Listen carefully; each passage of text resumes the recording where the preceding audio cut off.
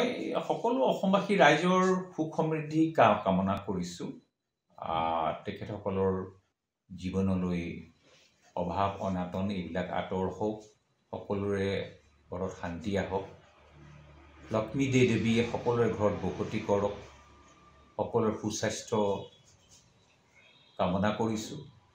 আৰু সমগ্ৰ অসমত ক'ৰবাত যদি কিবা অভাৱ অভিযোগ আছে সেইখিনিও দূৰ হওক।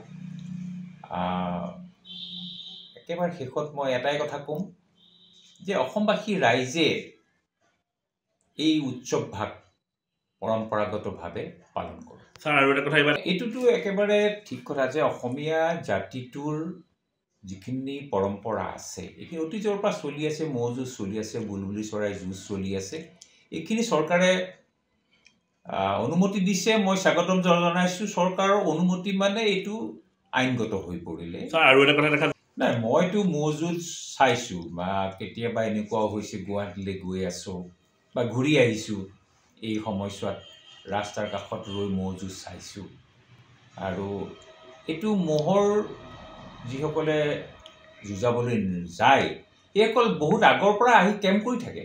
আপোনালোকে নিশ্চয় গম পাইছে যে সেইটো তেখেতসকলৰ এটা উৎসাহ আছে। আৰু অসমবাসীয়ে এইটো ঠিক ম'হ যুঁজটো উপভোগ কৰে বুলি মই ভাবোঁ। বুলবুলি চৰাই যিখিনি যুঁজ সেইখিনিও উপভোগ কৰি আহিছে। মই সকলো অসমবাসী ৰাইজৰ সুখ সমৃদ্ধি কামনা কৰিছোঁ। তেখেতসকলৰ জীৱনলৈ অভাৱ অনাটন এইবিলাক আঁতৰ হওক, সকলোৰে ঘৰত শান্তি আহক, লক্ষ্মী দেৱীয়ে সকলোৰে ঘৰত বসতি কৰক, সকলোৰে সুস্বাস্থ্য কামনা কৰিছোঁ। আৰু সমগ্ৰ অসমত ক'ৰবাত যদি কিবা অভাৱ অভিযোগ আছে সেইখিনিও দূৰ হওক।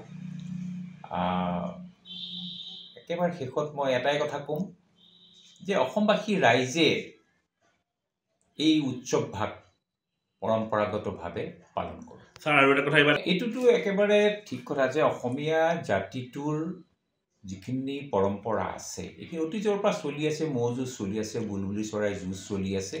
এইখিনি চৰকাৰে অনুমতি দিছে, মই স্বাগতম জনাইছোঁ। চৰকাৰৰ অনুমতি মানে এইটো আইনগত হৈ পৰিলে।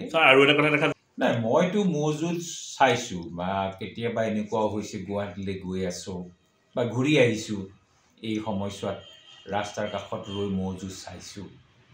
আৰু এইটো ম'হৰ যিসকলে যুঁজাবলৈ যায় সেইসকল বহুত আগৰ পৰা আহি কেম্প কৰি থাকে। আপোনালোকে নিশ্চয় গম পাইছে যে সেইটো তেখেতসকলৰ এটা উৎসাহ আছে। আৰু অসমবাসীয়ে এইটো ঠিক ম'হ যুঁজটো উপভোগ কৰে বুলি মই ভাবোঁ। বুলবুলি চৰাই যিখিনি যুঁজ সেইখিনিও উপভোগ কৰি আহিছে।